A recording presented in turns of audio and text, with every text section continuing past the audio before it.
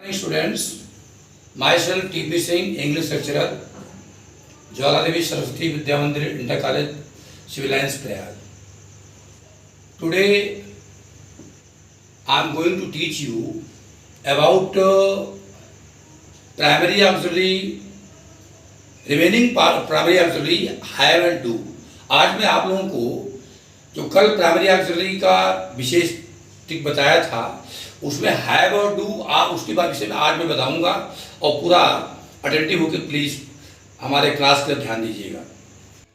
हाँ तो प्रिय बच्चों, जैसा कि मैंने बताया आपको कि जो प्राइमरी ऑक्सिलरी हैव है इसका जो पार्ट हैव हैज हैड है इसके बारे में have has had are used as helping verb in perfect tense, अर्थात हैव हैज हैड इन तीनों ऑक्सिलरी वर्ब का प्रयोग केवल परफेक्ट टेंस में होता है, प्रेजेंट परफेक्ट और पास्ट परफेक्ट में।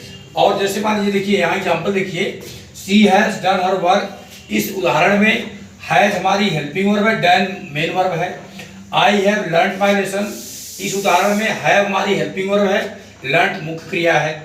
Mohan had finish his work, यहाँ पे बच्चों हैड जो है हमारा क्या है बेटा, ये हेल्पिंग वर्ब है, फिनिश मेन वर्ब है। अर्थात ये दो एग्जाम्पल हमारे प्रेजेंट परफेक्ट टेंस के और एक पास्ट परफेक्ट टेंस का है। इसमें हैज हैड का प्रयोग एज हेल्पिंग वर्ब हुआ है। और इसके बाद दूसरा जो इसका रूल होता है, have is used as express right relation and personal quality, अर्थात हैव का प्रयोग जैसे हमारे अधिकार, संबंध और व्यक्तिगत विशेषताओं को व्यक्त करने के लिए भी इनका प्रयोग होता है। जैसे we have a big house, हमारे पास एक बड़ा घर है। यहाँ पर बच्चों आप देखोगे, ध्यान दीजिएगा, यहाँ हैव के अलावा और कोई क्रिया नहीं है, ये अकेली हैव का प्रयोग, मेरे पास बड़ा घर है, ये अल्फावित हो जा रहा है। शी हैज नाइस टेम्पर, उसका मिजाज अच्छा है, अर्थात यहाँ भी इस एग्जाम्पल में भी आप देखेंगे तो हैज के अलावा और क्रिया कोई बेटा नहीं है। She had plenty of money, उसका बहुत पैसा था, तो यहाँ भी हैड का प्रयोग जो है एकदम स्वामित्व बता रहा है। एंड शी हैज 2 चिल्ड्रन, उसके पास 2 बच्चे हैं। इस प्रकार से हमने आपको हैव के हैव हैज हैड का प्रयोग कैसे सहायक क्रिया के रूप में होता है उसको बताया और ध्यानपूर्वक आप सुने होंगे। अब इसके बाद मैं डू के बारे में बताने जा रहा हूँ। हाँ तो प्रिय विद्यार्थियों, आइए आप देखो, use of do as auxiliary verb, do का प्रयोग हेल्पिंग वर्ब सहायक क्रिया के रूप में।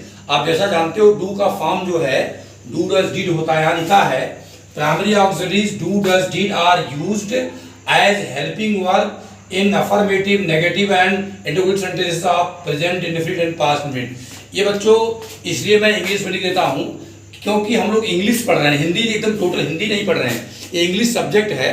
इस नाते आपको इंग्लिश से जरूर कुछ बोलना चाहिए, समझना चाहिए।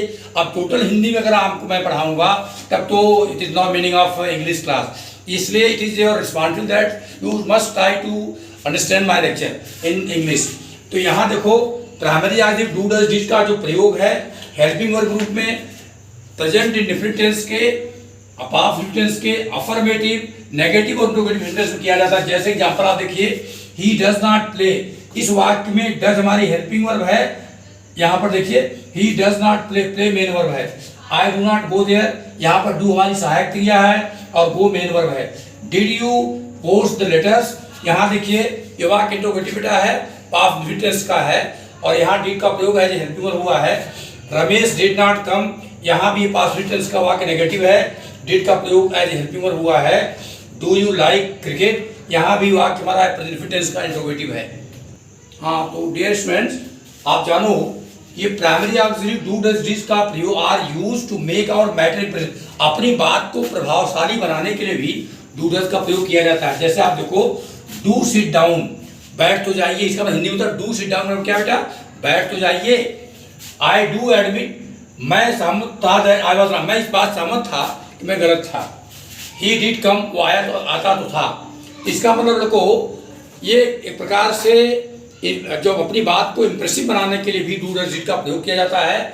और इसके अलावा एक और आपको बता दें महत्वपूर्ण बात, डू डज डिड का प्रयोग मेन वर्क के रूप में होता है। जैसे आई डू माई वर्क, मैं अपना काम करता हूँ।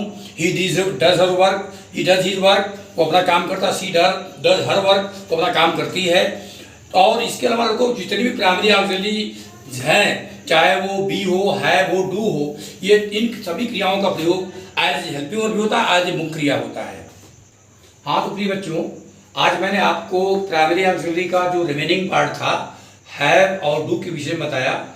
मुझे पूरा विश्वास है कि आपको आपका कॉन्सेप्ट क्लियर हुआ होगा और बिल्कुल आप इसी तरह से पढ़ते रहिए। और आप जान लीजिए ये जो चैप्टर्स पढ़ाए जा रहे हैं ये मैंने पहले बता दिया आपको, ये न केवल आपके क्लासिकल एग्जामिनेशन के लिए इंपॉर्टेंट है बल्कि फ्यूचर में जब आप whenever you have to appear yourself in any competition examination there these parts of grammar will be too much beneficial for you. ये पार्ट आपके बहुत जरूरी होते हैं। और इंग्लिश बोलना सीखिए आप लोग, how you can speak English, आप कैसे इंग्लिश बोल सकते हो, बिकॉज आप you are student of English subject, आप इंग्लिश सब्जेक्ट के विद्यार्थी हो नहीं कि हिंदी सब्जेक्ट के हो, तो हिंदी नहीं इंग्लिश बोलना सीखो। इसीलिए मैं प्रयास करता हूँ इंग्लिश हिंदी दोनों पढ़ाने का, लेकिन मैक्सिमम इसलिए इंग्लिश बोलता हूँ ताकि आप भी उससे प्रभावित होकर इंग्लिश बोलना सीखिए। और फिर हम लोग ये भी कहेंगे, अगर कुछ मुझे आपको इस बात को एक सूचना देना है कि यदि आपको वीडियो लाइक हो, चैनल को सब्सक्राइब करिए, वीडियो को लाइक करिए और अपने फ्रेंड्स को शेयर करिए। Thank you.